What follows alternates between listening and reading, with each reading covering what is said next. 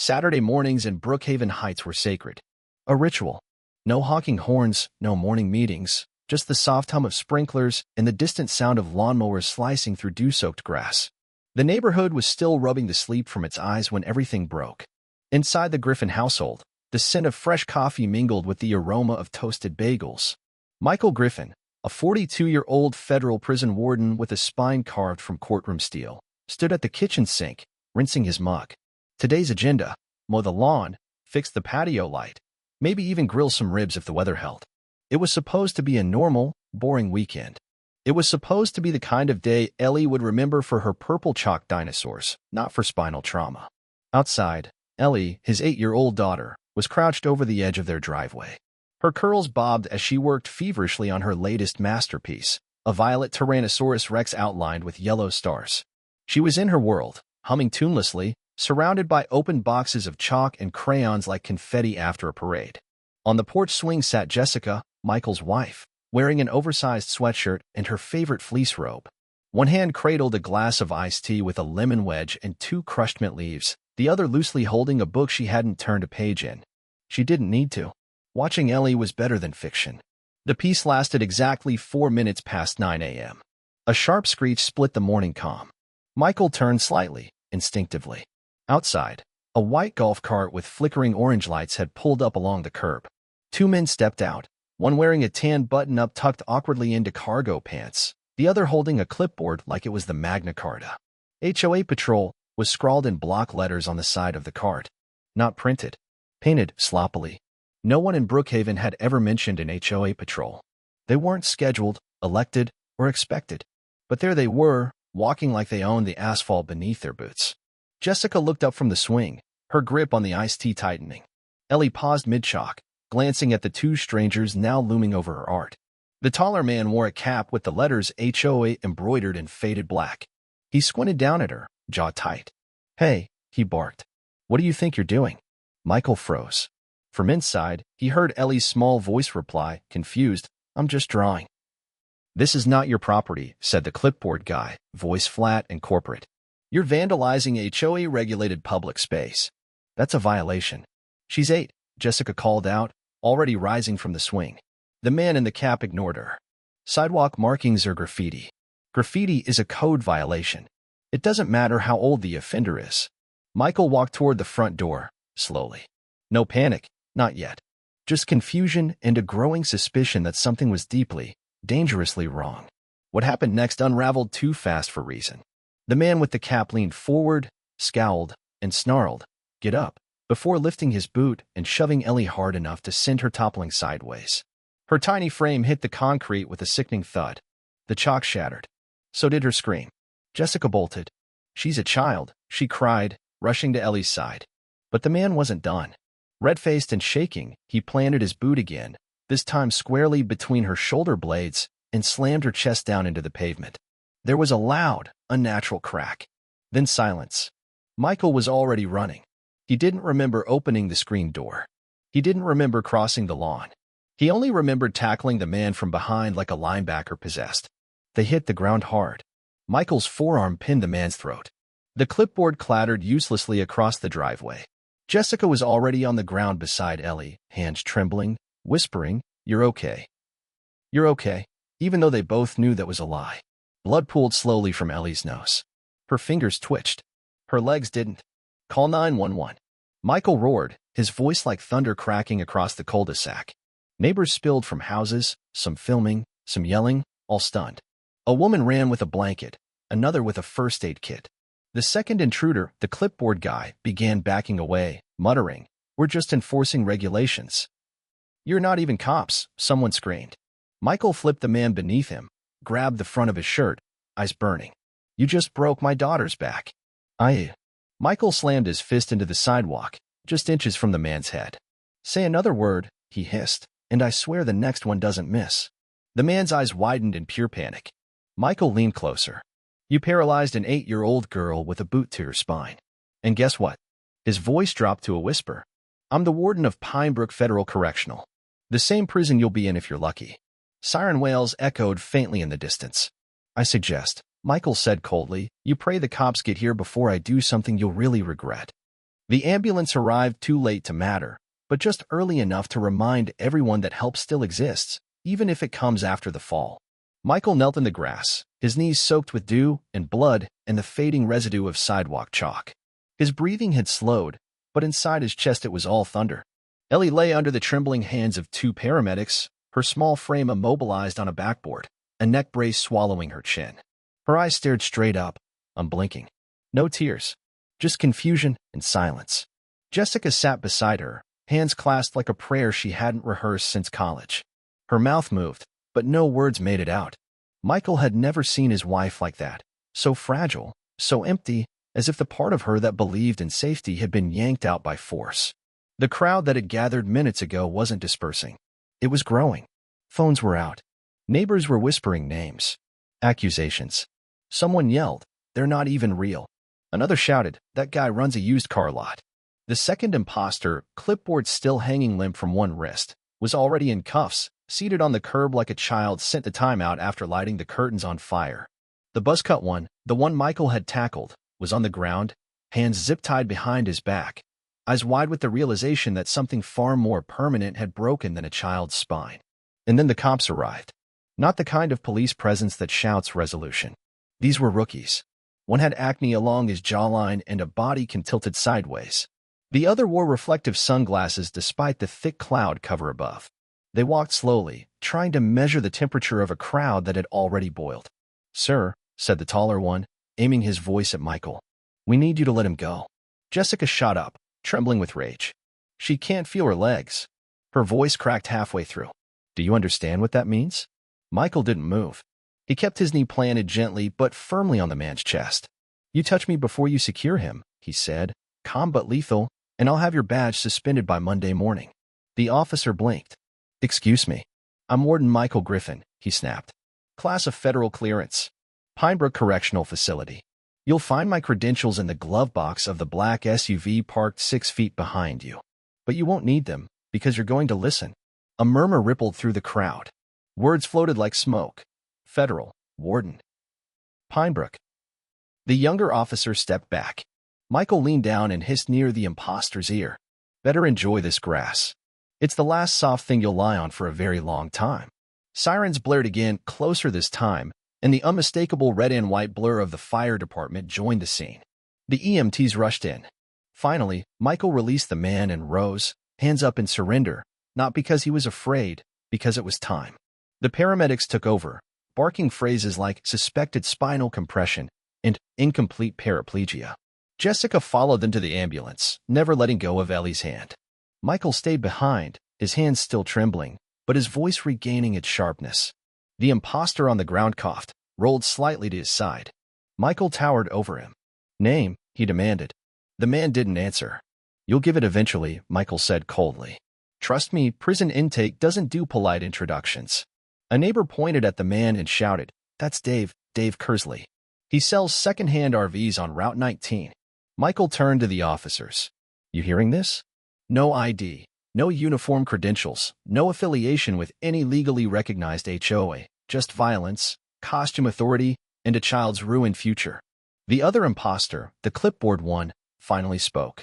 "We were told, by the HOA board, that we had authority to enforce." "Who?" one of the officers asked. Michael answered for them. "There is no board. Not legally. The subdivision voted to dissolve it 2 years ago. Everything they've done since? A sham. These men enforced nothing. They impersonated an authority that doesn't exist." The crowd was turning. No longer just witnesses.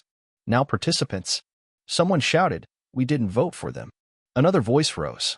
"I paid $300 last year because they said my mailbox was 2 inches too short." Michael felt the shift like a tremor under his boots. This wasn't just about Ellie anymore. This was bigger.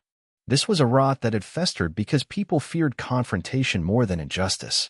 The officers exchanged glances and finally called for backup. Good. They'd need it.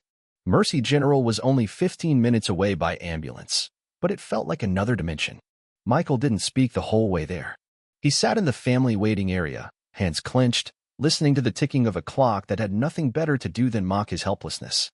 Jessica was beside him, her head against his shoulder, her tea-stained robe still clinging to the scent of lemons and trauma. The doctor emerged 37 minutes later. She's stable, he said gently, stepping into their small bubble of grief. Jessica broke instantly, sobbing into her hands. The waiting room went still. But the doctor continued. She's suffered spinal compression and vertebral fractures. We're prepping for surgery. It appears to be incomplete paraplegia. There's hope some neural response remains. But it's going to be a long road. Michael nodded. His voice didn't feel like his own. She'll walk again, he said. Even if I have to crawl through hell to make it happen. And then he stood, walked out into the hall, and made the most important phone call of his career. Not to the police. Not to the district attorney. But to an old contact inside the state penitentiary system. 2 incoming, he said flatly. Put them on watch. You'll know who they are by tomorrow morning. Then he hung up. By the time the sun set over Brookhaven Heights that Sunday, the videos had already gone viral. You could trace the moment the nation found out. It wasn't the press conference or the police statement. It was a 27-second clip recorded by Mrs. Alvarez's Ring doorbell. The frame jittered at the start, catching Ellie kneeling on the sidewalk, mid-giggle, her chalk dinosaur half-finished. Then came the barked command. The sudden movement. The boot. The sound. An ugly, hollow crack that silenced every living thing in a 3-block radius. Then Michael's voice. Cold, controlled, terrifying. You better pray the cops get here before I do something you'll really regret. That line became a rallying cry. By Monday morning, the video had 3 million views. By Tuesday, it was shown on every major network, analyzed by anchors, reposted by influencers, and debated by radio hosts. Hashtags trended. Hashtag Justice for Ellie. Hashtag Fake HOA. Hashtag Sidewalk Not Crime. Reporters parked on the Griffin Street like vultures with tripods. Microphones poked through the hospital's privacy hedge. Jessica had to be escorted inside by hospital security. Michael, who once supervised riots in maximum security cell blocks, now found himself managing a media frenzy outside his daughter's trauma room. But that wasn't the worst part. The worst part was when they discovered there was no official HOA in Brookhaven Heights. Not anymore. 2 years prior, the original board had dissolved after a community vote. Homeowners, tired of absurd fines and endless fees, had chosen to disband the organization. But not everyone let go. In its place, a small group of residents, mostly retirees and self-appointed neighborhood advocates, quietly assumed control. They printed notices, conducted inspections, issued threats, even created a fake website that mimicked the old HOA portal. Their tactics were subtle at first. Notes about trash cans left out too long, lawn heights, Halloween decor. But over time, it escalated. The fines started arriving in red ink. Community infraction, unauthorized garden gnome. Violation 9B, excessive porch lighting. Penalty, $250 due within 10 days. Many ignored them, but many didn't. Young families too tired to fight. Elderly homeowners scared of eviction. Immigrants unfamiliar with American housing law. They paid. Quietly. Regularly. Michael had heard whispers over the years. But like most, he assumed it was just leftover bureaucracy. He was wrong. Ellie's broken spine had cracked open more than bones. It had blown apart a scam operating in plain sight. And now, the world was watching. He sat beside Ellie's hospital bed, her tiny frame dwarfed by machines, tubes, and monitors.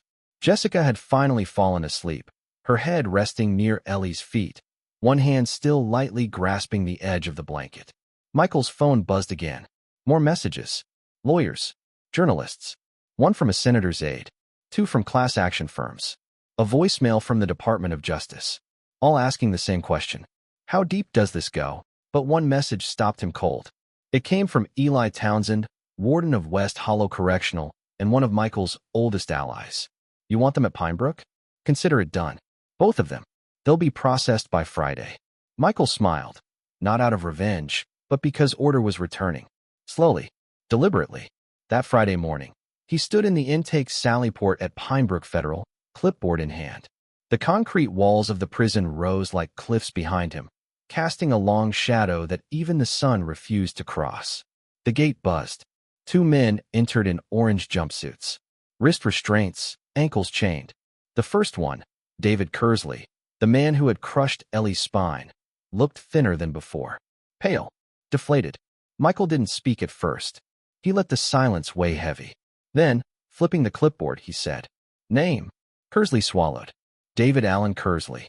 Michael looked up, eyes hard.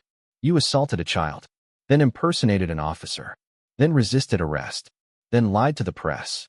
Kersley opened his mouth. Save it, Michael snapped. You remember me? A slow, frightened nod. Good. This is where you'll serve. I run it. Welcome to hell. The indictment came the following Tuesday. Michael stood outside the courthouse as a dozen news vans arrived, satellite dishes like shark's fins cutting into the skyline. The charges were damning. 3 counts of felony assault, 2 counts of impersonating law enforcement, criminal conspiracy, unlawful detainment of a minor, attempted abduction. But the investigation had unearthed even more. There were shell payments processed through a PayPal account labeled Community Violations Fund, linked to an offshore account in the Cayman Islands. There were mock invoices that mimicked government headers. A full-blown racketeering operation, wearing the costume of suburban order. Michael testified before the grand jury. Jessica did too. But the most chilling moment came when Ellie's video was played. Uncut, unedited, sound cranked to courtroom volume. The crack, the scream, Michael's sprint, the silence that followed. A juror wept openly. The defense lawyer closed his notepad in defeat. The verdict, guilty on all counts. Sentence, 23 years for Kersley, 18 years for Bryce. No parole. And yet, that was just the beginning. Because in the weeks that followed, dozens, then hundreds, of families across the country stepped forward. All with the same story. Fake HOAs, phantom fines, threats, walkthroughs. Michael knew what he had to do. He'd protected inmates. He'd protected officers. Now it was time to protect communities. Michael never intended to start a movement. He just wanted justice for his daughter, for his wife, and maybe for himself. But sometimes, when the world is broken wide open, people don't need a leader, they just need someone to strike the match. The Civic Integrity Alliance began not as an organization, but as a Google Doc. Late one night, sitting in the dark beside Ellie's hospital bed, Michael began typing. He wrote down every name he'd heard associated with fake HOA enforcement, every phone number, every subdivision that had sent letters in red ink. He compiled screenshots, testimony from neighbors, even audio clips from whispered phone calls. Within 48 hours, the document had 37 contributors. By the end of the week, it had grown to 400. Then came the calls. Victims from Arizona, Florida, Ohio, dozens of subdivisions reporting similar patterns. Fake patrols, false violations, threats of eviction, fees paid in fear. Some even recognized the names of Kersley and Bryce. Apparently, they conducted training workshops for other suburban compliance enforcers. Michael didn't sleep for 3 nights. Instead, he filed paperwork with the state, created a nonprofit, and called in every favor he had left from his years running Pinebrook. Retired judges, state senators, U.S. Marshals, even a disgraced ex-TV host who owed him a favor from a prison reform tour. They all answered. The Civic Integrity Alliance launched publicly on a Thursday. By Friday morning, their hotline received over 1,000 calls. The symbol of the movement wasn't a badge or a gavel. It was a dinosaur. More specifically, Ellie's purple chalk dinosaur, scanned from a faded sidewalk photo, digitally cleaned, smiling wide with yellow stars scattered around it. Jessica had framed it. Ellie had approved it. Michael made it the logo. They called it Project Sidewalk. And suddenly, across America, sidewalks became sacred ground. Not because of what had happened, but because of what they now represented, a line no fake authority would ever cross again. The movement grew like wildfire. They partnered with federal watchdog groups and set up a national registry of verified HOA organizations alongside a blacklist of suspected frauds. Homeowners began organizing legitimate elections, auditing their boards, and demanding ID verification for any person claiming to enforce community rules. In just 90 days, they exposed 6 phantom HOAs in 3 states, shut down a Nevada group that threatened families with eviction over unauthorized bird feeders, took legal action against a man in Texas who fined parents for allowing their kids to use sidewalk chalk. In each city, Project Sidewalk painted new chalk zones, public areas where kids could draw without fear. They installed benches. They issued Ellie's Law plaques, small bronze tiles embedded in the sidewalk near schools and parks, each one etched with the phrase, "Your imagination is not a violation." But change didn't only come from policy. It came from Ellie. 6 months after her second surgery, she was walking barely, painfully, but walking. The therapy room at Mercy General was quiet that morning. Michael stood by the wall, arms crossed, afraid to breathe too loud. Jessica clutched the doorframe. Ellie stood, braces on both legs, one crutch in hand. And then, step by step, she crossed the room. 5 shaky, stubborn steps. The therapist froze. Jessica sobbed. Michael clenched his fists, eyes burning but refusing to blink. Ellie stopped, looked up, and smiled crookedly. "That's 1 step for me," she said softly, "and like 1,000 less for them." The Griffin family was invited to speak at a statewide town hall 2 weeks later. The auditorium was packed. Over 200 neighbors, reporters, the mayor, city council members, kids holding chalk drawings in their laps. Michael never liked the spotlight, but that night wasn't about him. Jessica spoke first, measured, emotional, firm. Then came Ellie. She stepped up to the podium with her crutch and cleared her throat. "Hi, my name is Ellie," she said, smiling. "I used to think sidewalks were just for walking. Then I learned they're also for fighting." The room laughed softly. But she didn't. "They told me my dinosaur was vandalism. I think maybe they forgot how to imagine." She held up a framed version of the original dinosaur, canvas-mounted and sealed. "I want this to hang in City Hall," she said, "so no one forgets what fake power looks like and what real strength is." Standing ovation. Applause like thunder. Cameras flashed. By sunrise, the speech had over 6 million views. 2 months later, Michael received a letter. No return address. Typed. Unmarked. It said only 1 sentence. "We should have known who she belonged to." Michael didn't show it to Jessica. He didn't tell Ellie. He folded it quietly and placed it in the fire pit behind their house. He lit the match himself. And finally, he exhaled. Now, every Saturday morning, the Griffins walk the same sidewalk where it all began. Michael brings the chalk. Not to protest. Not even to remember. But just because they want to. Sometimes it's a dragon. Sometimes it's a frog in space. Sometimes it's a heart with 3 simple words. "I'm stronger now." The neighbors draw too. Adults in their 60s kneel beside grandkids, sketching eagles, cartoon cats, verses from the Bible, or just the word, ours. Because it is. Brookhaven Heights belongs to the people again. Not to clipboards. Not to costumes. Not to cowards. Pinebrook Federal Correctional Facility was built for punishment, not for reflection. Its corridors hummed with fluorescent indifference. But even in the coldest places, change can crawl in like ivy through concrete. David Kersley, the man who crushed a little girl's spine with a boot and a lie, now wore prison blues that hung from his shoulders like soaked towels. His hair had gone patchy. His swagger, gone. He walked with the cautious shuffle of someone who had finally realized the walls weren't made of steel, they were made of consequences. 6 months into his sentence, after 2 stints in solitary for disruptive behavior, he requested a transfer. Not to minimum security, to educational duty. He wanted to teach GED classes. Michael approved it. Not because he forgave him. Not because he was merciful.